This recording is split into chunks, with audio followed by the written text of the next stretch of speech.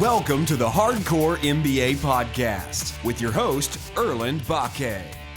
Erlend Bakke here, founder of MrOutsource.com. Today I'm in Oslo again, which is actually, we got snow. And today on the call, we have the founder of FigureWorks. We have Mr. Nick Mays, all the way from London. He is a celebrity trainer.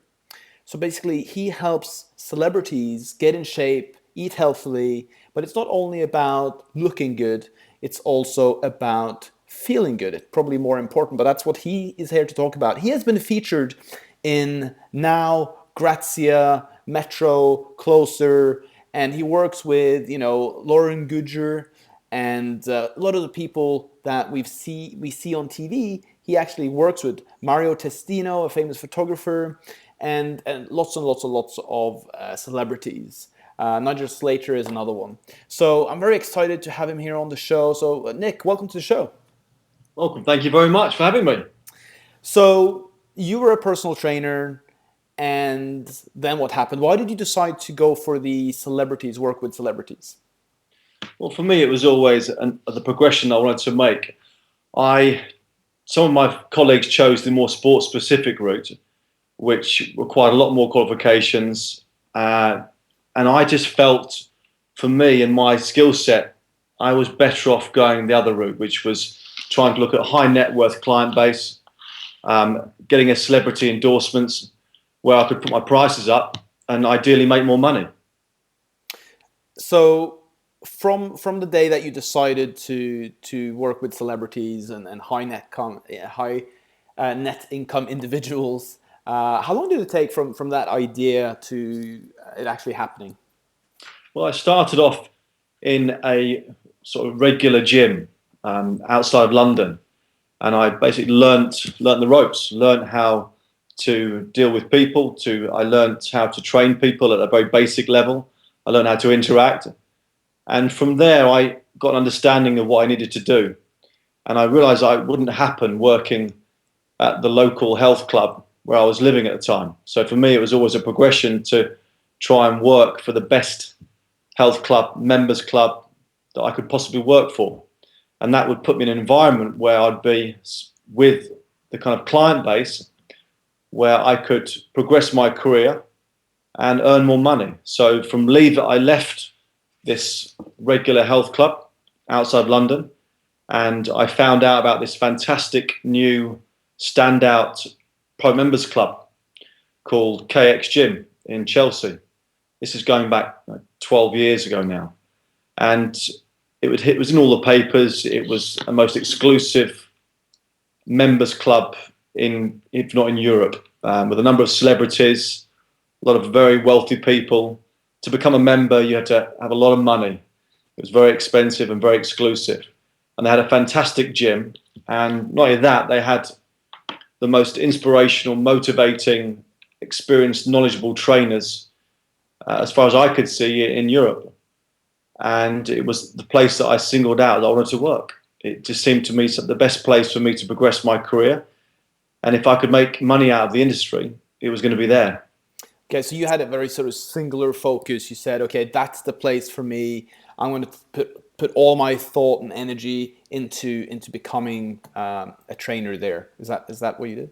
Yeah, because I quickly realized that from my experience, from talking to friends who'd been trainers and working in this regular gym, to earn any good money is very difficult because you're being charged out at a very small amount.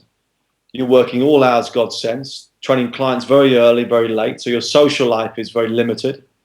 And I thought, well, if this is going to work for me, I want to get paid well for it, and I want to be in an environment where I'm going to learn and I can be rewarded for my efforts. If I'm going to work these long hours, these unsociable hours, I'm going to be in the best place I possibly can to live a better quality of life and have a career out of this industry. Otherwise, I'll do what most other trainers do, which is leave because they realise it's a tough game at the regular gym level. You've got to work long hours. You've got to be doing high numbers of clients to earn any decent money.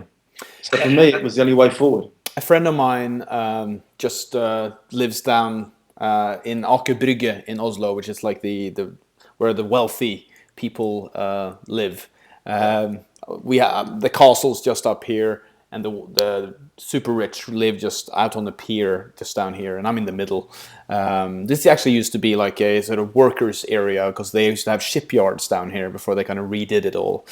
My point is that he goes to a gym on that pier. Where a lot of very wealthy individuals go, and his network is just exploded based on just attending this gym, just by meeting people at the gym. And it's actually something that I've spent a lot of time thinking about in London as well, that instead of going to the most convenient gym, why not choose a place where very successful people are, so you meet people in a natural environment. So that's something I've been thinking about quite recently, and the power of knowing well networked successful people is incredibly powerful for your own success. So when did you get your first? So you started working there, and how did you start getting your first sort of celebrity clients? What was the process for that? Well, it was actually quite a fairly straightforward progression.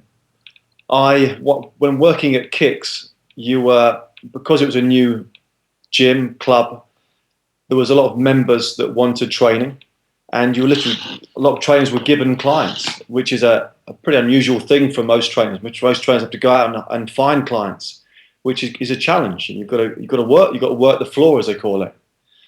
With Kicks, because we had an abundance of members, and money wasn't an issue. Money wasn't a concern for these members. So paying out 80, 90 pounds for a personal training session back then wasn't really a problem. So most of the members wanted personal training. So there was an abundance of clients that wanted training, and some of those the majority were high net worth clients that wanted to be trained in a certain way. But there were a few celebrities that had joined as members as well. So I was given one of those members was a celebrity, and I sporadically trained him at Kicks, and that was my first client, celebrity client that I trained. And what about being featured in Grazia, the Evening Standard, all the media that you've gotten for being a trainer? Was that sort of a strategic decision for you to reach out to PR companies and get that PR, or was that more like an organic progression of just because of the work you were doing? It was pretty much organic, but again, I was very conscious of the fact that I wanted to raise my profile. By raising my profile, again, I could charge more money and attract even more celebrities. But again, it was raising my profile by having celebrities on your client list opens doors for you. In the world we live in, it's a shallow, vacuous world, a lot of it. And when you have big names that you've trained, sometimes the magazines will come to you. So that was always my thinking as well. Also, I'd started a company called I Keep Fit at the time, and we did have a PR lady that worked for us sporadically, and she also put me in front of a few magazines. But again, she used the fact that I trained celebrities as a way in as well. Without that kind of client base, it makes your life a lot harder. And also, it's allowed me to put my hourly rate up quite considerably, purely because I've had experience and train celebrities. So it sort of feeds itself. There's a speaker, a business speaker called JT Fox, and he is very, very, very good at being in magazines, getting on magazine covers, and his whole concept really is about self-branding and how to use self-branding to get more business. And I think it's a very, very good way of doing sales and marketing and getting clients. So fantastic work on that. So let's get more down into the actual work that you do, from sort of fitness to lifestyle. Last time we talked, we discussed how a lot of your clients actually don't really read much of the news. So because they're very focused on what they do, and they simply don't really see the value in the news or get much out of it. So they're very very focused on what they do, and they've gotten to a certain point in their life where they see that if I want to achieve things, I have to focus on what I want. Then I can't have other people's agenda, which is the news. That's basically somebody else's agenda, occupy my mind. What is so from that standpoint? And I realize I'm going a little bit in circles here right now. But let's talk about the sort of program that you develop for your clients. So just going back to your point about the clients, and it's inspirational for me being in that environment, because most of them are very highly intelligent people, extremely focused, extremely driven. And it's fascinating for me to realize that they are so focused to the point where they don't bother with things like social media. They're actually not really into TV. Most of them don't watch TV. There's quite a common denominator with most of my clients. They're not TV watchers. They see it as a waste of time. And it's always sort of resonated with me, because I tend to come home after a fairly busy day and sit down and put the TV on and veg out like watching this drivel on TV, and I feel like I'm wasting my time. But for them, it's exactly the same. They don't see a point in it. One of my clients calls it the idiot's lantern. But yeah, going back to the program design, I wanted to evolve my sort of package into more of a broader scope. I don't see myself just as an exercise coach. I see myself as a lifestyle coach. And for me, that if I get my clients thinking about the bigger picture, which is obviously heavily into nutrition, stress, supplementation, sleep patterns, and getting to focus on not just the one area, but the whole big picture. Once I can get them to realize that each one of those areas has a huge effect on how they're going to look and feel. And for me, once I can get them to realize that, and not only that part, but the holistic side, which is also looking at possibly meditation, looking at yoga, looking at some form of physio if they require it. So it's understanding that for me, I'm managing their health and well-being, not just looking at giving them a workout in their gyms. And for that, they appreciate my service more, and I get results better for it as well. My results come quicker, because if I can get them sleeping better, they're less stressed. If I can get them eating better, they're going to lose more weight and get more leaner. They're going to look better naked. So it's getting them to realize that it's not just one aspect, it's everything. So that's what I've tried to focus my training on. Hence why I'm calling myself a lifestyle coach more than anything. I think a very big shift for me in terms of personal health was when I started going to the gym because I wanted to feel better, not look good. Yeah. And that was that took me years and years and years. I think I probably went to the gym to look good up until I was maybe 30. And then I had sorry? I'm still doing it. Right. It's like vanity. I can't help myself. Yeah. But now I actually go because if I don't, for me, it's a place to decompress. So if I don't go 3 times a week, 4 times a week, I do minimum 3 times a week, I just feel crap, like physically crap, mentally crap. And when I go, I get this abundance of clarity. Like I do better work. I feel more confident. I can work longer. There's just so many benefits. And I think for me, like reframing it to be a performance thing rather than a sort of physical, visual element was really, really important to me. Because what happened when I when I started in business was that I said, oh, exercise, I don't really have time for that anymore. Because I didn't understand the connection between how I physically feel will actually result in more money and more success, because I'll do better work when I just feel better. So massive change for me there psychologically. So in terms of the mental side, how do you work with clients there?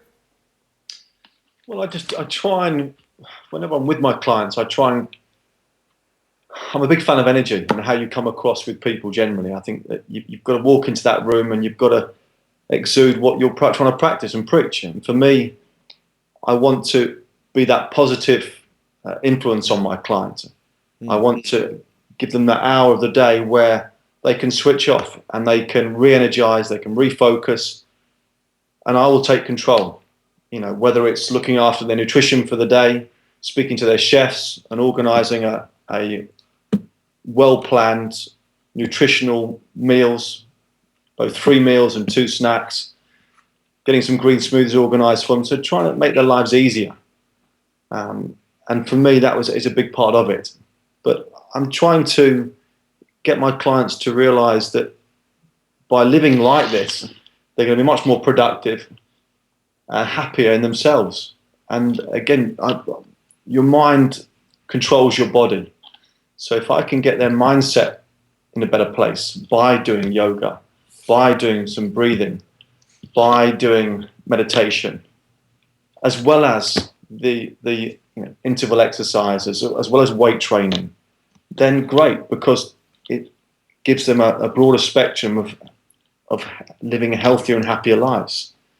And it has so much carryover, as we both know. You say yourself, when you exercise, your body releases endorphins and your serotonin. These are all feel-good chemicals. And I'm the same as you. I need that release to be more positive in my day and to give more to my clients. I actually had a cup of tea. I didn't have a coffee. I had a tea with a friend of mine yesterday. And he's a very successful consultant. So he's got abundance of money, but not so much time. So he's hired a personal trainer, a chef, a cleaner, a driver. Like, he's got the whole spectrum of people. And I said, oh, why don't you get them all together to do like a mastermind around you and how to optimize your life? Is that something you do with your clients? Because, as you said, they have like a chef. You can work on them with the nutrition. Do you get everybody together, or does the client get everybody together? Yeah, I mean, I offer a service to my clients now. I've just come back from Marbella, where a client wanted me to organise a health and well-being retreat for him. So we flew out to Marbella. We stayed in a lovely hotel, so I sat down with the chef of the hotel and we structured out a nutritional plan for the 3 weeks. I also had organised a yoga teacher and a masseuse. We also did cycling, so we had a hiking guide and a cycling guide. So my role was sort of tying it all in. And so he didn't have to worry about anything. It was all there for him, as far as his supplements were by the side of his bed. When he woke up at 7:30 in the morning, the smoothie was there, the green smoothie was there to him to alkaline his system. At 9:30 or 9 o'clock, the breakfast came. The snacks were all laid out. Everything was done for him. That's part of my service. That's part of what he's paying for. So for me, it's to make his life as easy as possible. And to try and implement these health and nutritional and lifestyle changes as effortlessly as possible. In terms of you got sleep, you got food, you got movement. What part of those are most important? Where do you see people go wrong? What would you focus on mostly?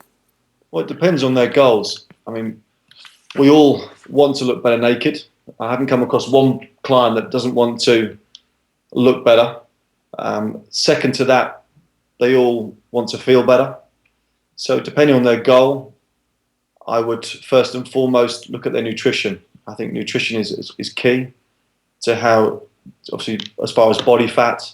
If you want to put on muscle tissue, you need to get the right calorie balance correct. Also, as far as energy and sleep, if you're not eating the right macronutrients, you're going to cause problems as far as your sleep and energy.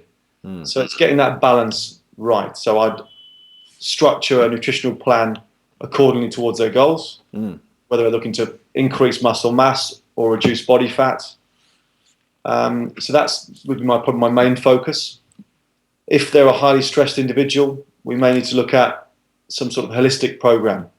There's no point. A lot of my clients are workaholics to the point where they're just very much A-type to personalities, and they don't know how to stop. They don't know that what they're doing sometimes is better to pull them back. They want to go in the gym and approach their gym or their training like they do their work, which is 100 miles an hour, which is often isn't the best way to do it because they're going to adrenally fatigue and they're going to burn out. Right. So sometimes the best thing for those sort of clients is to actually look at more of a holistic approach, which is to maybe think about more of a yin program, like, for example, yoga, meditation, to try and help their body recover and recuperate. Because there's no point flogging a dead horse when it doesn't work, and you can make it worse for them. So for me, it's getting that balance right and knowing when to push and knowing when to look at more of a holistic program. Yeah. So how do you actually get? So personally, I'm a very sort of go person, a big action taker. How do you get successful people that want success or people that are chasing success? How do you get people to slow down? Well, you've got to get them to recognize it first. Usually, most of them don't sleep. They're very bad sleepers. A lot of them are on medication. Particularly sleeping pills is a regular thing with that type of personality. So I'm trying to get them clean.